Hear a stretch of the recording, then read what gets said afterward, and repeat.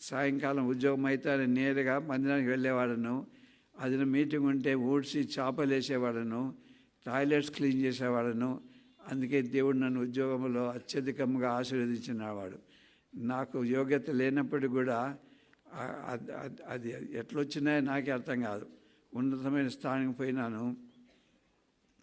54 సంవత్సరాలు నేను ప్రభుత్వంలో ఉద్యోగం చేసిన వాడను. కారణం ఏమంటే దేవుని మందిరంలో నేను పనిచేసిన వాడను, అన్ని పనులు చేసినాను.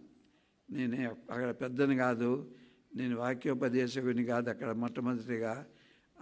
అయినా కూడా ప్రతి పని నేను చేసేవాడని ఉన్నాం.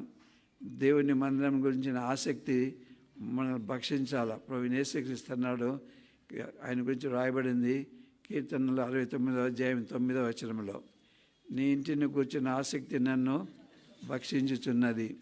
ఇంగ్లీష్ భాషలో రాయబడింది, నీ ఇంటిని కూర్చున్న ఆసక్తి నన్ను దహించవేయుచున్నది. దేవుని ఇంటిని కూర్చున్న ఆసక్తి మనం కలిగి ఉన్నామా లేదా, అది మనం జ్ఞాపకం చేసుకోవాలి. దేవుని ఇంటిని మనం మర్చిపోకూడదు, అది ప్రాముఖ్యమైంది.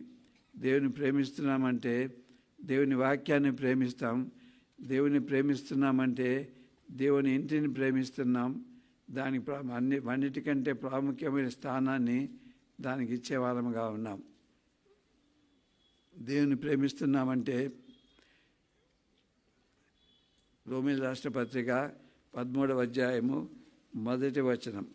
రోమీయులు రాసిన పత్రిక 13వ అధ్యాయం 1వ వచనం, ప్రతివాడును పై అధికారులకు లోబడి ఉండవలసిన వాడుగా ఉన్నాడు.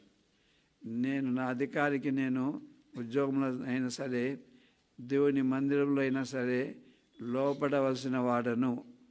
నేను తిరుగుబాటు చేస్తే దేవుడు ఒప్పుకోడు. లోబడుతున్నామా, ఉద్యోగంలో లోబడుతున్నామా, లేకపోతే ఉద్యోగంలో ఏదైనా మన అధికారి ఏదైనా పని పెడితే ఇది నా పని కాదని మనం వదిలేస్తున్నామా? ప్రతి వాడును పై అధికారికి ఎక్కడైనా ఉద్యోగంలో అయినా కూడా ఎక్కడైనా కూడా ఏం చేయాలా? దేవుని మందిరంలో అయినా కూడా మన అధికారులకు మనము లోబడి ఉండవలసిన వారముగా ఉన్నాం. ఒకసారి పరీక్షించుకుందాం, లోబడి ఉన్నామా లేదా అని. ఇదే 13వ అధ్యాయము రోమీయుల రాసిన పత్రిక 7వ వచనం. ప్రతి వాడు కూడా దేవునికి పన్ను చెల్లించాలా, సుంకం చెల్లించాలా? పన్ను చెల్లిస్తున్నామా? నేను నింద వేయడం లేదు, కానీ అనేక మంది అనేకమైన గిఫ్టులు బహుమానాలు తీసుకుంటున్నారు. వాటి లెక్కలు వేసి ఆదాయ పన్ను చెల్లిస్తున్నామా ఒకసారి జ్ఞాపకం చేసుకోండి.